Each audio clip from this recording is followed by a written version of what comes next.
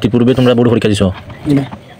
আমরা সাধারণত মাদ্রাসাত যে পার্চা ব্যবহার করি এটার মাঝে আগে কিতা লেখা লাগে, নাম লেখা লাগে, তারপরে বিষয় লেখা লাগে, শ্রেণী লেখা লাগে, বলা না? এখানের মাঝে নিজের নামের কোনো অপশনই নাই, ঠিক আছে নি? যেমন এখন যখন পরীক্ষকে খাতা দেখতা, তখন পরীক্ষকে যদি মনে করেন যে কিতা বলে অমুক আমার আত্মীয় অমুক মাঝে পড়ে, তো তাই কিতা করবা? মার্ক বাড়াই দিবে না, এর লাগি এই অপশনই নাই। এখানে আমাদের অপশন হইল রোল নাম্বার আর নিবন্ধন রেজি নাম্বার।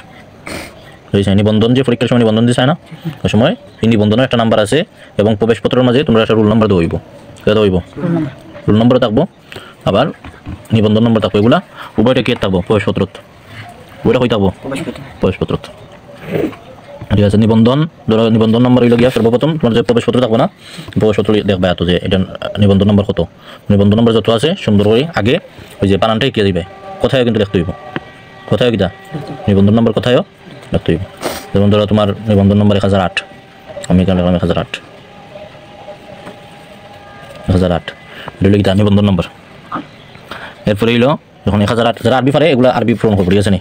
এগুলো তোমরা লাগি নাই, ওগুলো তোর বড় বড় জামাতে যারা আরবিতে পারছে লাগবো এগুলো তারা লাগে। এখানে যেগুলো লেখা আছে বাংলাতে সেই মুগুলো গীতা ওখানে লেখা আছে। প্রবেশপত্র দেখছি সর্বপ্রথম গীতা নিবন্ধন নম্বর, এবং এটা কথায় লিখতে হইব, এখানে কথায় দেওয়া আছে। হ্যাঁ, আমি লিখলাম 1008,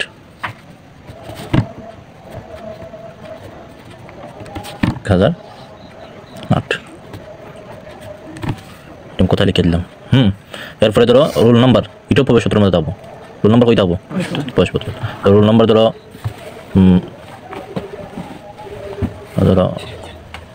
1032, রোল নম্বর তোমার কত বললো? 1032, মানে এটা তো প্রবেশপত্র থাকবো, আমরা এটা ধরলাম আর কি। 1032 সুন্দর করে লিখি, আর পরে আবার এটা কথায় লিখতে হইব বাংলাতে সুন্দর করে 1032,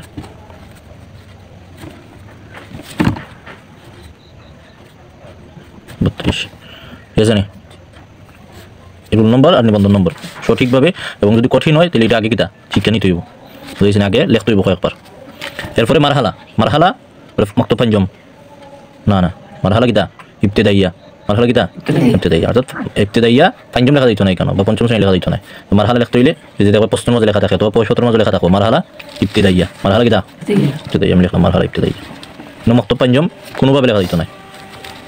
যারা সরফ নাহমির আছে তারা লাগবো মুতাওয়াসসিতা, লাগবো মুতাওয়াসসিতা, ইবতেদাইয়া লাগবো।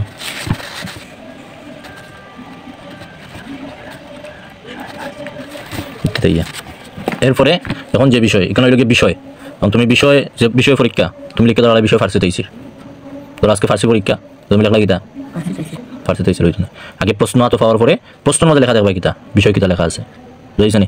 বিষয় একটা, কিতাব কিন্তু আর একটা। কিতাব হইল গিয়া ফার্সিও তাইসিল মুক্তাদি, কিতাব বিষয় কিন্তু ফার্সিতে আইসির নাই। ওই যে দেখো প্রশ্নের মাঝে, এই প্রশ্নের মধ্যে লেখা আছে কিতা মারহালা হইল ইবতেদাইয়া, বিষয় হইল ফার্সি সাহিত্য ব্যাকরণ, ফার্সি সাহিত্য ব্যাকরণ। কিতাব হইল ফার্সি কি পয়লে কিতাব তাইসিলুল মুক্তাদি, বুঝেছি নি? কিতাব আলাদা বিষয় আলাদা। এখন যদি তুমি বিষয় মনে করি কিতাব লিখে রাখো, এখানে যদি ফার্সিতে লিখে রাখো শেষ। লাই কিতা বিষয় কিতা বলে ফার্সি সাহিত্য, ফার্সি সাহিত্য, অর্থাৎ যে কিতাবও যে বিষয় নিয়ে আলোচনা করা হয় তার কিতাব হয়, ও কিতাবর বিষয় হয়, বুঝেছি নি? যেমন ফার্সি সাহিত্য ও ব্যাকরণ, ছোটো করে রাখবে বা বেলে অসুবিধা নেই।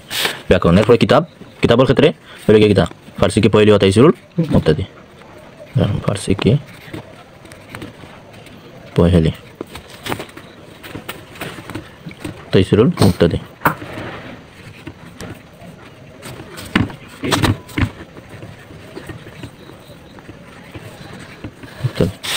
এরপরে যে তারিখ পরীক্ষা হইল, যেমন 4 ফেব্রুয়ারি বা 3 ফেব্রুয়ারি, তো দিলাম 3, এরপরে 2/2025 তারিখ দেওয়া শেষ না?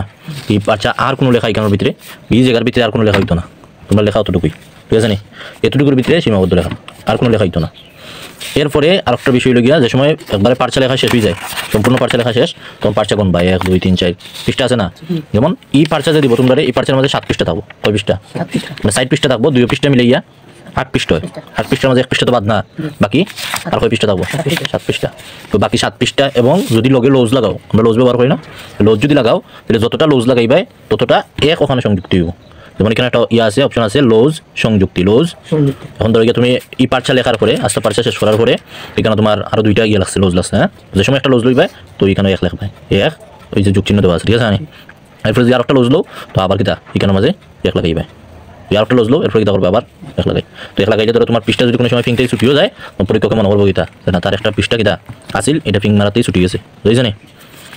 এটা হলো লজ সংযুক্তি। এরপরে মূল পার্ট চাইলে 7 পৃষ্ঠা, আর ধরো লজ লইছো তুমি 3টা, 3 সাথে 10, তখন সংখ্যা পৃষ্ঠা সংখ্যা একবারে জমা দেওয়ার আগে লিখবে 10 পৃষ্ঠা, বুঝেছি না? শেষ, আর কোনো ইয়ে নেই, ঝামেলা নেই। এতটুকু অনেকে সুন্দর করে না করার কারণে বা সুন্দর করে পূরণ না করার কারণে কী হয় পরীক্ষার মার্ক কমে, অনেক সময় আছে তার পার্শ্বিক দিয়ে যায় বাতিল হয়ে যায়। এই কেন কোনো জামাত মুক্ত পাঞ্জম বা জামাতের কোনো অপশন নেই, কিংবা যে নাম লেখার কোনো কিতা নেই, আমি খালি জায়গা পাইলে এখন তো কাইলে বলে আমি নাম লেখা মুখনানো, নাম লেখার জায়গা হই আমরা এর আগে পরীক্ষা দিচ্ছি না পাঞ্জমি তুই ধরো আমরা লই সর্বপ্রথম যে বোর্ডের জামাতো, তখন এই জিনিসগুলা তোমার মাঝে আইবে। সর্বপ্রথম প্রবেশপত্র দেখি নিবন্ধন নাম্বার, রোল নাম্বার, এরপরে এগুলো কথায় ঠিক আছে নি মারহালা ইবতেদাইয়া, যদি সরফ না হামির এরকম হয় তাহলে মুতাওয়াসসিতা, যদি আরও উপরে যায় তাহলে আইব ফজিলত বা সানবী আম্মা, এরপরে ফজিলত এরকম আইব। আর বিষয় একটা কিতাব আর একটা এগুলো প্রশ্ন দিকে দিবে, ঠিক আছে নি?